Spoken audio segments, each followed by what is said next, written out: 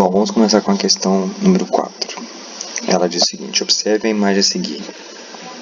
Nós temos um rapaz, ele está puxando aí um bloco com uma massa não definida, mas ele vai fazer uma força de 20 newtons para poder puxar esse bloco para frente. E diz o seguinte: sabendo, né, que a direção da corda é paralela ao chão, que é o plano horizontal, indique, respectivamente, o módulo, a direção e o sentido dessa força aí, que está indicada na nossa imagem.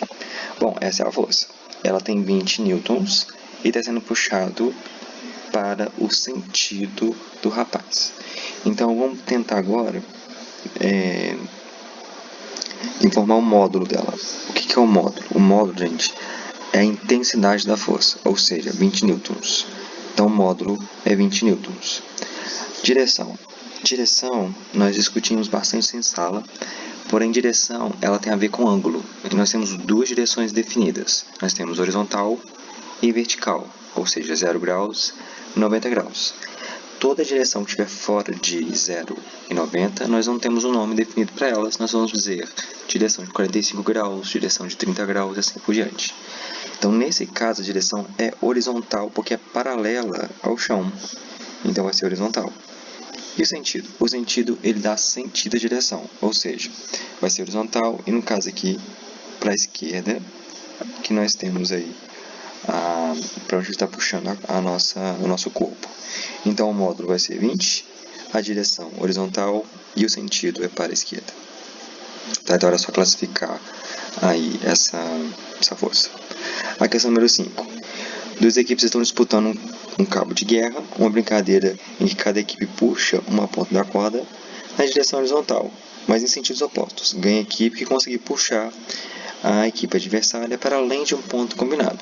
Supondo que sobre a corda hajam duas forças, uma exercida pela equipe A, com sentido para a esquerda, e a intensidade de 50 newtons. Aí eu já vou grifando as informações que eu tenho. A equipe A, ela está puxando para a esquerda, com 50 newtons. E a outra exercida pela equipe B. Então, nós temos aqui a equipe B. A equipe B, ela está com sentido para a direita, ou seja, o sentido oposto da equipe A. E a intensidade aí vai ser de 47 newtons. Ele quer que a gente esquematize o problema, indicar os módulos, já está aí para a gente que ele acabou de indicar, né? E também o sentido de direção das forças. Em seguida, nós vamos calcular a força resultante. Aí está desenhando aqui para a gente, ó. A equipe A, ela puxa para a esquerda com 50 newtons. A equipe B, ela puxa, então, para a direita com 47 newtons. Nós não precisamos fazer muita conta para saber que a equipe A está ganhando com 3 newtons aí de vantagens, né? Então, nós vamos fazer a força resultante. Ela vai ser 50 menos 47 é igual a 3 newtons. Lembrar que nesse caso, gente, se eu colocasse 47 menos 50 ia dar menos 3. O menos 3 ia significar o sentido para a gente. Então, nós vamos fazer, nesses exemplos aqui, sempre o maior menos o menor, para que a gente não tenha aí que ficar muito preocupado com a questão do negativo ou positivo. Então, vamos pegar a questão número 6. Nós temos os dois pescadores aí, em duas situações diferentes, para puxar um barco por meio de cordas. Aqui, o pescador 1 e 2 puxaram, formando 90 graus entre eles. E aqui na questão B, eles estão se ajudando, né? Eles estão puxando com o mesmo sentido e mesma direção, e eles estão aqui somando as suas forças. Então, tanto nesse caso, na situação A, quanto na situação B, eu tenho a somatória das forças dos dois. Qual que é o problema? O problema é que, nesse caso, eu tenho que achar a resultante, no caso A, a resultante, através do teorema de Pitágoras, porque as forças estão formando 90 graus entre si. Já nesse caso, eu não preciso ter tanta conta complexa, porque as duas forças somam com a mesma direção e mesmo sentido. Então, vamos voltar aqui. Na letra A, eu não tenho a mesma direção, porque o ângulo não é o mesmo. Se eu não tenho a mesma direção, eu não tenho o mesmo sentido. Então, o artifício que eu vou achar a nível de nono ano é teorema de Pitágoras sempre. Então, o ângulo vai ser 90 graus. Eu não vou trabalhar com ângulos diferentes de 90 com vocês. Já na situação B, não faz ângulos entre as nossas forças. As forças têm a mesma direção e têm o mesmo sentido. Então, no caso da A, nós vamos fazer o teorema de Pitágoras, ou seja, a força resultante ao quadrado, que é essa aqui, olha, ela vai ser igual à soma dos catetos também ao quadrado, ou seja, do F1 ao quadrado mais o F2 ao quadrado. O F1 vale 9 e o F2 vale 12, então vai ser, olha, acompanha aqui, eu vou ter aqui o teorema de Pitágoras, embaixo eu vou ter a minha 9 ao quadrado, 12 ao quadrado, somando vai dar a raiz quadrada de 225, ou seja, nós vamos ter 15 newtons aí de força resultante. No caso B, as duas forças estão somando com a mesma direção e sentido, então ela é mais simples. Se você pegar 9 e somar mais 12, então vai ter 9 mais 12, 21 newtons. Aí a pergunta seria o seguinte, calcule a intensidade das forças resultantes em cada uma das situações. E nós podemos calcular, então, 15 e 21, e nós podemos chegar à conclusão que, nesse caso, que é o caso B, nós temos um maior aproveitamento da força dos dois pescadores, ou seja, é melhor eles puxarem com a mesma direção e sentido do que eles puxarem aí com direções e sentidos que não são as mesmas, né? Caso, por exemplo, o nosso pescador 1 fosse para cá, ele estaria subtraindo do pescador 2, por exemplo, né? Se eles formassem um ângulo de 180 entre eles. Então, qual que é a melhor alternativa para que você possa ajudar um amigo seu que estiver empurrando um móvel, por exemplo? Você ajudar empurrando com o mesmo sentido e a mesma direção que ele está empurrando. Se você quiser atrapalhar isso, você vai no outro lado do móvel e empurra na mesma direção, porém em sentidos opostos, ok? Então essa é a questão número 8 e a questão número 7 está aqui para a gente pensar sobre uma teoria, né? Nós temos aí o caminhar humano, de um modo simplificado, ocorre pela ação de 3 forças sobre o corpo: o peso normal e atrito com o solo. Tá? O que significa isso? Significa que quando nós estamos andando, quando nós apoiamos o pé no chão, né, nós estamos apoiados no chão, nós temos nosso peso nos puxando para baixo pela força peso. Por consequência, nós temos então a força anormal que nos empurra para cima. Então vamos desenhar isso para a gente poder ver. Nós vamos ter aqui um corpo, vou desenhar aqui para vocês verem. Então vou ter aqui um corpo, uma pessoa feliz, e essa pessoa apoiada no chão, né? Que aqui vai estar esse preto, vai ser meu chão, então aqui vai ser o meu chão. Essa pessoa, ela vai atuar sobre o chão com a força peso dela. A força peso puxa ela para baixo. Então nós temos a normal que empurra para cima, e essas duas forças se anulam, peso para baixo, normal para cima, e nós temos o atrito. O que é o atrito, gente? O atrito, ele é que nos fornece movimento nesse caso. Imagine vocês andando no gelo. Qual a diferença de um gelo para um asfalto? O gelo, eu tenho menor rugosidade da superfície, né? O atrito tem a ver com a rugosidade da superfície. Quanto mais rugosa for a superfície, maior atrito eu vou ter. Então é mais fácil você andar no asfalto, onde é rugoso, do que no gelo, onde nós vamos ter uma superfície mais polida, né? Então por isso que você escorrega quando o chão é liso, porque você não tem atrito. A falta de atrito é perigosa, porque você vai escorregar. Então por que nós andamos? O que o atrito tem a ver com o caminhar humano? Quando você está andando, por atrito, você empurra o chão para trás e o chão te empurra para frente. Então nós temos um par agora de ação-reação, que é a terceira lei de Newton. Então anotem para mim vocês aí, nas observações de vocês, na questão 7, que o atrito, ele é pela superfície de contato, ou seja, quanto mais rugosa for a superfície, maior atrito eu vou ter. No andar humano, que eu vou simplificar para vocês, eu só consigo me locomover se tiver atrito no chão, ou seja, quando eu empurro o chão para trás, o chão me empurra para frente. E nós lembramos disso através da terceira lei de Newton, que diz sobre ação e reação. Qual que é a ação? Empurrar o chão para trás. Qual que é a reação? O chão me empurra para frente. Eu disse para vocês e vamos repetir. A ação e reação ocorrem em 2 corpos somente. Quem são os 2 corpos nesse exercício? Vai ser o chão e o meu pé. Tá? Então não temos aí ação e reação. Ele está dizendo o seguinte: de modo simplificado, as forças peso e atrito sobre os corpos são respectivamente. Então, quer falar sobre a força peso, que empurra para baixo, e aí nós temos aí a força de atrito, o que acontece, para qual sentido ela vai nos empurrar. Vamos lá. A força peso, vertical para cima, falso. Né? A força peso é para baixo. Força peso, vertical para cima, também falso. Letra C. Vertical para baixo, então aqui o peso está correto. E o atrito é horizontal com sentido contrário ao deslocamento? Não. Sabe por quê? Porque você empurra o chão para trás, certo? Essa é a ação. Quem é a reação? É o atrito. O atrito te empurra para frente. Então, o atrito ele é responsável para empurrar a pessoa para frente. Então, tem o mesmo sentido do deslocamento. Então, o peso ele vai ser vertical para baixo, né? E nós temos aí que vai estar no mesmo sentido aí do deslocamento, que seria horizontal com o mesmo sentido do deslocamento. Eu vou colocar aqui de força de atrito com força de atrito como FAT. Então, vamos recapitular isso aqui. Força de atrito, ela é uma reação da ação de empurrar o chão para trás através do atrito. Então, empurro o chão para trás como ação, o atrito me empurra para frente como resultado dessa ação, ou seja, uma reação. O atrito ele é horizontal, ele sempre aponta para o mesmo sentido do deslocamento. Okay?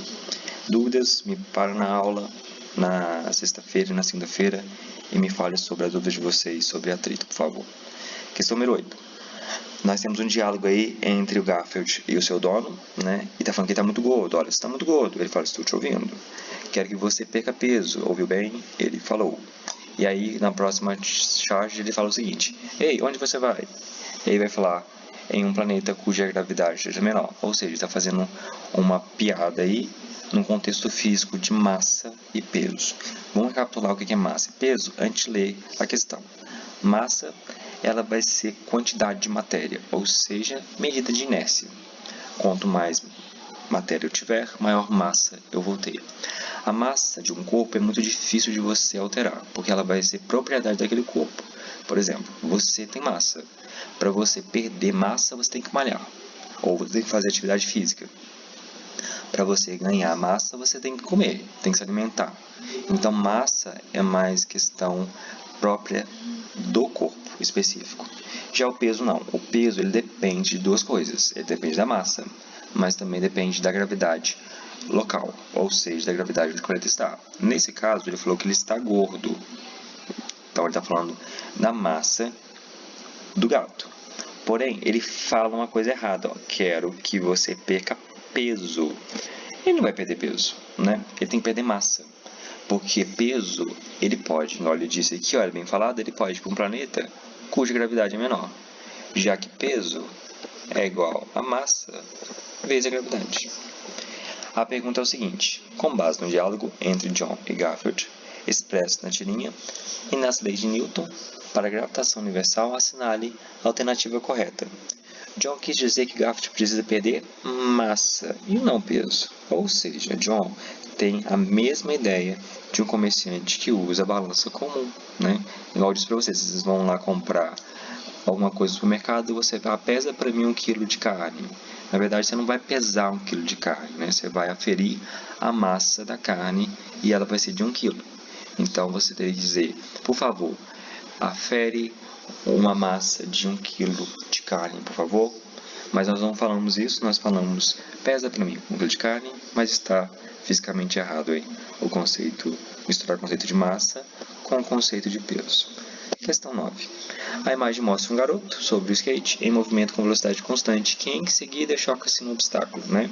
Nós temos aí um carinha feliz andando no skate e aconteceu que o obstáculo, né? No momento depois, o obstáculo que está aqui, parou o skate. Aí nós já falamos isso em sala, vamos repetir aqui. Quem parou foi o skate e não foi o carinha que estava em cima dele. Ou seja, todo corpo que está parado tende a ficar parado. Todo corpo em movimento tende a ficar em movimento. Ou seja, quem para vai ser o skate. Então, o carinha, o skatista, continua o movimento dele. Ele quer continuar em movimento. A pergunta está seguinte para gente. A queda do garoto justifica-se ao fato de que, né? O que justifica a queda dele? Justifica a primeira lei de Newton, né? Então, a primeira lei que fala sobre inércia. Então, que é o princípio da inércia, ou seja, todo corpo em movimento tende a ficar em movimento. Vamos pegar outro exemplo para a gente poder julgar essa questão da inércia, que vai casar muito com esse exemplo aqui da questão número 9. Vamos pensar você dentro de um ônibus, e o ônibus ele começa a andar, certo? Quando o ônibus começa a andar, você é empurrada para trás, ou você é empurrado para trás. Porque quem moveu foi o ônibus, não foi você. Então, seu corpo é levado para trás, porque seu corpo tem a tendência de ficar parado.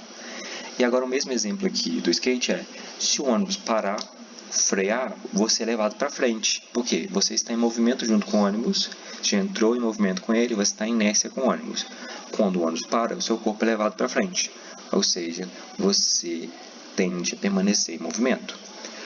O que acontece para nos proteger é o uso do cinto de segurança, que nós devemos sempre usar, inclusive nos bancos traseiros dos carros. Então, quando seu pai, a sua mãe for até o Anger levar vocês para a escola, é obrigatório o uso de cinto de segurança, tanto na parte dianteira quanto traseira, para proteção de vocês. Então, muita gente não usa o cinto de segurança na parte traseira, nos bancos traseiros. Mas é imprescindível que vocês usem sempre. Por quê? Porque se acontecer algum acidente ou acontecer alguma freada brusca, o seu corpo vai ser arremessado para frente. Porque você não está preso ao corpo que parou. Tá? Então, o cinto de segurança ele é baseado na primeira lei de Newton para a proteção das pessoas que estão dentro do carro. Questão 10. Um nadador, conforme mostrado na figura, imprime uma força com as mãos na água, que seria a força F1, essa aqui, ó, certo? Trazendo-se na direção do seu tórax. A água, por sua vez, imprime uma força ao nadador para que ele mova para frente. Olha aqui, gente, a gente nem precisa falar muito nem ler as opções, nós estamos falando da terceira lei de Newton. A terceira lei que fala sobre isso. Eu tenho uma força de ação que é empurrar a água para trás. E eu tenho a força de reação, que é a água empurrar o nadador para frente. Né? Então, nós temos aí uma noção já que eu tenho dois corpos também, a água e o nadador. Né? Então, nós vamos ter dois corpos, ação e reação aí acontecendo. Assinale a resposta correta. Vamos ler todas aí. Letra A. Esse princípio obedece à inércia, uma vez que o nadador permanece em estado de movimento. Não. E esse princípio não é de inércia, porque nós estamos tendo um movimento acelerado do nosso nadador. Né? Conforme ele aumenta a força, nós vamos aumentar aí a sua aceleração. Lembre, gente, que nesse caso, essas forças não se cancelam, elas não se anulam. Por quê? Porque elas agem em corpos diferentes. Eu tenho uma força na água e uma força no corpo. Então, essas forças não se subtraem, elas não se cancelam, tá ok? A letra B. Obedece à lei da ação e reação. O nadador imprime uma força na água para trás. E a água, por sua vez, empurra o nadador para frente. Ótimo, perfeito. A letra B é a resposta. Mas vamos ler as outras e ver o que está errado. Letra C. Um nadador puxa a água e a água empurra o nadador, obedecendo à lei das forças, segunda lei de Newton. Não. A segunda lei de Newton diz o seguinte, ela diz que a força ela é igual a massa vezes a aceleração, certo? Então, eu teria que respeitar essa lei para que agisse aí uma força gerando uma aceleração. Então, também está falso. Não é a segunda lei, nós estamos falando da terceira lei. Opa, desculpa, que aqui é a C, né? Está falso. D. Nesse caso, é o nadador que puxa seu corpo. Não, o nadador ele empurra a água, né? Aplicando uma força nele próprio para se mover sobre a água. Falso. O nadador ele puxa a água para trás e a água empurra ele para frente. É igual o caso do atrito no chão. Eu empurro o chão para trás, o atrito me empurra para frente. Letra E. O nadador poderá se mover, pois a força que ele aplica na água é maior. Não, não pode ser maior, né? Porque a ação e reação tem que ter a mesma intensidade. O F1 tem que ser igual ao F2. E é por isso que eu não respeito a segunda lei de Newton, né? Então não tem aceleração nesse sistema. Bom, número 11. Um corpo está submetido à ação de duas forças. A uma é 300 e a outra é 400. Sabe-se que essas forças possuem direções paralelas. Qual será o modo da força resultante entre elas quando os sentidos forem opostos? Quando tiver o mesmo sentido. Ou seja, gente, se a direção é paralela, ou elas estão na horizontal ou estão na vertical. Mas o exercício não me diz qual é a direção, só diz que é paralelo.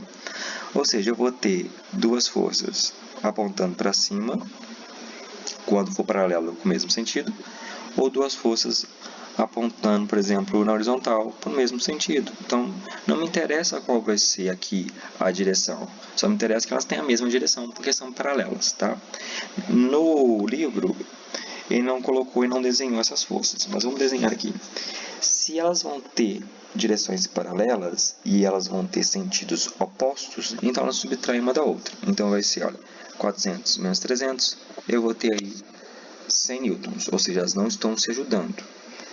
E quando o sentido delas for o mesmo? Aí elas vão somar. Então, eu vou ter 400 mais 300, então eu vou ter 700 aí, tá? Vamos desenhar isso para a gente poder ver como ficaria aí se eu entendesse que essa direção fosse horizontal. Então, nesse caso, eu teria, olha, essa para cá com 400 e a outra no sentido oposto com 300. Então, eu estaria subtraindo e a resultante seria uma força de 100 para a esquerda, né? Estaria ganhando aí de 400. Nesse caso aqui, elas teriam a mesma direção e o mesmo sentido, ou seja, 300 e 400. E elas somam. Lembre que esse exercício ele não desenhou para a gente, ele só disse pela dica que a direção estão paralelas. Ou seja, quando ele diz que a direção está paralela, ele diz para você somar ou subtrair e não é a teorema de Pitágoras. Como poderia ser um outro exercício? Eu poderia colocar para você o seguinte: sabendo que essas forças possuem direções perpendiculares. O que é perpendicular? 90 graus. Aí é a teorema de Pitágoras. Se é paralelo, não. Se é paralelo, ou eu somo ou subtraio. Tá ok? Dúvidas sobre essa questão? Converse comigo em sala. 12. Aí vamos falar sobre agora somatório de forças. Ó. Mesma coisa que eu fiz na de cima. Eu tenho aqui forças que estão com a mesma direção, porém em sentidos opostos. Eu subtraio 62 menos 22, eu vou ter 40. Ele me deu a massa do corpo, que é 5 kg, e me pediu também a aceleração. Então, para achar a aceleração, eu vou ter que fazer primeiro a força resultante, que vai ser subtrair 62 de 22. Só que a conta não vai acabar aí, porque agora quer saber também a aceleração. E eu sei que a força resultante, que eu colocar de força resultante, é igual a massa vezes aceleração. Que lei que é essa? Essa é a segunda lei de Newton. E a segunda lei, ela diz que você tem uma força resultante, ou seja, todas as forças que atuam no corpo, a resultante dela vai ser igual a massa vezes a aceleração. A força resultante tem que ser 40, tá, meninos? Porque vai ser a subtração. A massa é 5 e a aceleração eu não faço a mínima ideia qual seja. Eu vou descobrir agora que vai ser 40 dividido por 5 vai dar 80. Nesse caso aqui é a mesma coisa, os sentidos estão sentidos opostos, mesma direção, é só subtrair o nosso 10 de 75, eu vou ter 2,5 newtons e eu faço de novo a segunda lei de Newton para achar a aceleração. Força é igual a massa vezes aceleração. A força vai ser 2,5, a massa continua sendo 5, porque é o mesmo corpo, vezes aceleração, então eu vou ter 2,5 dividido por 5, ou seja, eu tenho 0,5.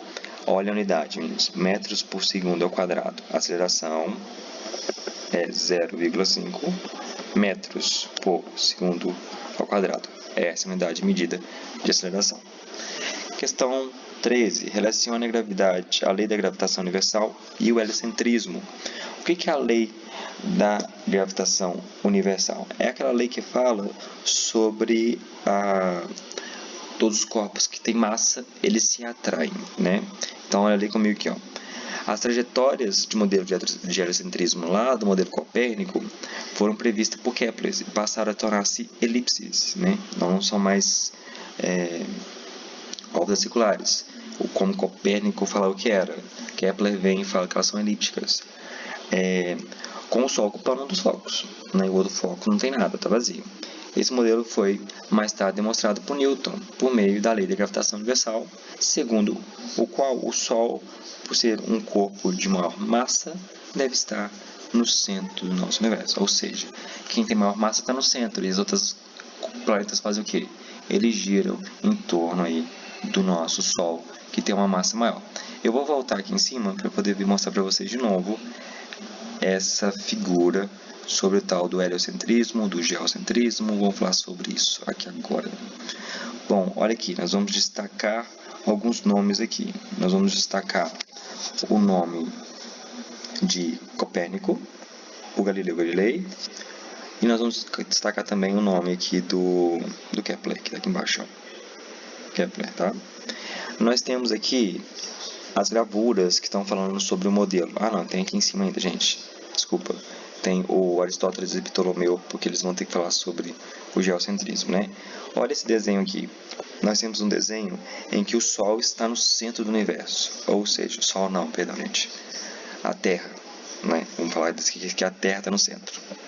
A Terra está no centro do universo, ou seja, nós falamos do geocentrismo.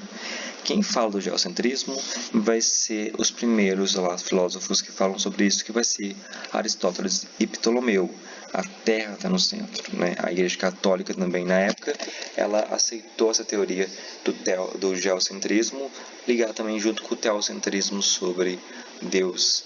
Ele está no centro de tudo, né? Então nós temos aqui aceito pela Igreja Católica o que os outros cientistas tinham medo de contra a teoria da Igreja Católica. Então Copérnico e Galileu Galilei, eles passam em um tempo difícil para poder provar realmente que não é a Terra que está no centro, que o Sol está no centro, né? Então nós temos aqui o modelo do geocentrismo, onde vai ser representado por Aristóteles e Ptolomeu aí, a Terra no centro. E aqui nós temos o modelo do heliocentrismo, que vai ser levantado aí por Copérnico, né? Copérnico vai ser o cara aí que vai falar sobre isso, junto com Galileu Galilei, mas o cientista que consegue ter mais ganhos ou provar matematicamente o que está acontecendo aí vai ser Kepler.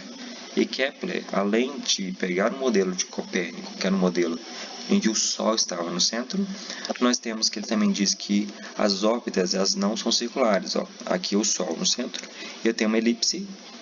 O planeta, por exemplo, o planeta Terra está girando em torno do Sol, então existe um momento onde ele está muito afastado e tem um momento que ele está muito próximo do Sol, porque ele não percorre uma circunferência, igual está aqui, olha, bonitinha. Não é uma órbita circular.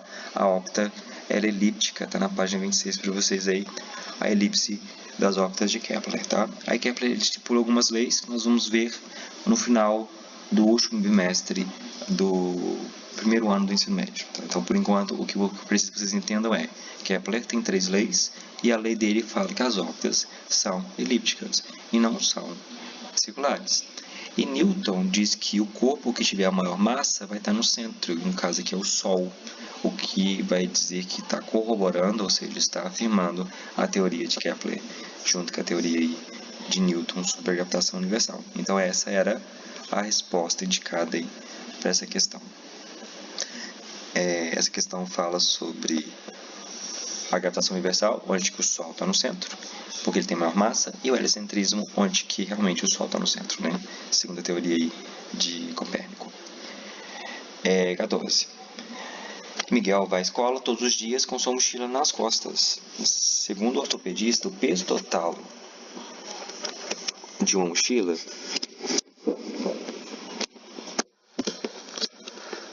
o peso total de uma mochila carregada não deve ultrapassar o valor de 0,1 vezes o peso da criança que o carrega. A mochila de Miguel ela pesa 35 newtons. Considere a aceleração gravitacional local como 10 metros por segundo. Calcule a massa total da mochila e a de Miguel, sabendo que a massa deste equivale a 23 vezes a massa da mochila. E verifique, o peso da mochila está acima ou abaixo do limite aí, indicado aí pelo ortopedista, né? Bom, ele disse, gente, que a mochila, vamos grifar os nossos dados, a mochila, ela pesa 35,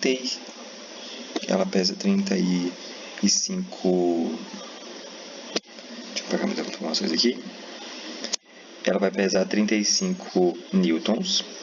Então, eu consigo descobrir a massa da mochila, né? Porque se eu tenho que o peso é 35, e eu sei que peso é igual a massa vezes a gravidade, então vai ser 35, que é o peso da mochila. A massa eu vou descobrir e a gravidade vale 10. Então, tá aqui, ó. Eu vou descer o 10 dividindo, ou seja, eu tenho 3,5 kg, que vai ser, então, a massa da mochila. E ele me disse o seguinte, ó. Calcule a massa total da mochila e a de Miguel, sabendo que a massa deste, quer dizer, do Miguel, equivale a 23 vezes a massa da mochila. Então, se a massa da mochila é 3,5, eu multiplico isso por 23. E aí eu vou ter, então, a massa do Miguel. O Miguel está pesando 80,5 kg. É a massa dele, né? Está pesando não, perdão. Ele tem uma massa de 80,5. Porque vai ser 23 mais a massa aí na mochila, tá? Só que tem a continuação da pergunta e diz o seguinte: o peso da mochila está acima ou abaixo do limite máximo recomendado pelo ortopedista? E nós sabemos que o peso total da mochila carregada não deve ultrapassar o valor de 0,1 vezes o peso aí da criança, né? Então, o peso da mochila está abaixo do limite máximo. O peso de Miguel, né? Vamos pegar o peso dele. Qual que é o peso de Miguel? Então, o peso de Miguel é igual à massa dele, que é 80,5, vezes 10, já que peso é massa vezes gravidade. Então, o peso de Miguel vai ser 805 newtons, que vai ser o peso dele. Tá aqui, ó. O peso da mochila está abaixo do limite. O peso de Miguel é 805 newtons. E 0,1 vezes esse valor é 80,5 newtons, que é um valor maior do que o peso da mochila, certo? Então, a resposta vai ser: o peso da mochila está abaixo do limite máximo aí, permitido pelos ortopedistas, ok? Se tiver em dúvida dessa questão, refaça em casa com calma, leia a questão de novo e me procure na sala se tiver dúvidas sobre ela. Sobre uma superfície de material bem polida, a 15. Então, se está falando de superfície, está falando de polimento, ele vai estar falando também aí de atrito, com certeza. Há duas esferas, uma pesada bola de boliche e uma leve bola de gude. Qual dessas esferas é mais fácil de empurrar e acelerar? Então, na verdade, ele está ignorando o atrito. Ele não está levando em consideração o atrito. Quem vai ser mais fácil de empurrar? Nós estamos falando de massa, né? Você está pesado, ou seja, está indicando para a gente que a bola de boliche tem maior massa do que a bola de gude. Se eu colocar para vocês, mesmo vocês não sabendo o contexto físico, uma massa maior, que seria a bola de gude, a bola de boliche, e a bolinha de gude, que é uma bem pequena, uma massa bem menor, e pedir para vocês empurrarem, com certeza vai ser mais fácil empurrar a bolinha de gude. Por quê? Porque ela vai ter menor massa. Mas a resposta de vocês não pode ser essa a partir de agora. Vocês vão ter que falar que ela não é, que ela tem menor massa, a bolinha de gude. Na verdade, a bolinha de gude, ela tem menor inércia, né? Vamos ler aqui a resposta segundo a apostila. A inércia da bola de boliche, por ter maior massa, é maior do que a bola de gude, ou seja, para promover uma mesma aceleração nos dois corpos, é necessário aplicar forças distintas nas esferas, sendo que a intensidade de força aplicada sobre as bolas de boliche precisa ser maior do que aquela que age aí sobre a bola de gude. Então, ele também está querendo que elas tenham aí a aceleração compatível das duas, né? Então, como força é igual a massa vezes aceleração, ó, segundo Newton, né? A segunda lei de Newton, quando eu tenho maior massa, se eu tenho maior massa, eu vou ter que ter maior força para poder empurrar essa massa para gerar, então, uma aceleração. Então, quanto maior a massa, maior vai ser a inércia. Então, quanto maior a inércia, mais força eu terei que aplicar sobre o corpo para tirar ele do estado do movimento que ele está, tá? 16. Nós vamos comparar agora os modelos astronômicos do geocentrismo, o heliocentrismo de Copérnico e também falar um pouquinho sobre Kepler. Nós já falamos sobre eles, né? O geocentrismo, onde que fala que a Terra está no centro, falar de Ptolomeu e Aristóteles, que falou sobre a Terra no centro. O heliocentrismo já uns estudos de Copérnico, onde que ele localizou, segundo seus estudos, que a Terra está no centro. A Terra não está no centro, segundo o que Ptolomeu e Aristóteles disse, mas o Sol está no centro, né? Então, o heliocentrismo, o Sol está no centro.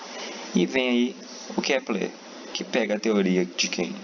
De Copérnico, melhora essa teoria. Porque Copérnico diz o seguinte: o Sol está no centro, heliocentrismo, e os planetas giram em torno do Sol em órbitas circulares. Kepler diz: não, eu concordo que o Sol esteja no centro. Porém, as órbitas não são circulares, elas são órbitas elípticas, né? Então, vocês podem conferir lá naquele resuminho que eu passei para vocês lá daquela página, tá? Meninos, vocês podem pausar esse vídeo para vocês verem aqui as respostas que o livro deu. Eu vou pedir para vocês, por favor, fazer o exercício com calma em casa. Eu vou passar o visto para poder verificar as dúvidas de vocês durante as aulas. E eu vou pedir para vocês verem esse vídeo até o final, né, que vocês chegaram até aqui, mas que vocês tenham uma autonomia de estudo em casa e que, por favor, qualquer dúvida, vocês precisam falar em sala, tá? Porque esse vídeo, ele não tem o objetivo de substituir a aula. Eu não consigo pegar aqui as dúvidas de vocês. Então, estudem o vídeo, refaçam as questões. Eu estou falando em sala tudo que eu falei com vocês aqui agora, porém, tirem as dúvidas em sala, não saiam da sala sem dúvida. Peço muito obrigado a vocês por terem assistido esse vídeo até agora e na próxima aula eu converso com vocês sobre se foi válido ou não foi válido esse movimento, ok? Muito obrigado, meninos, e bons estudos.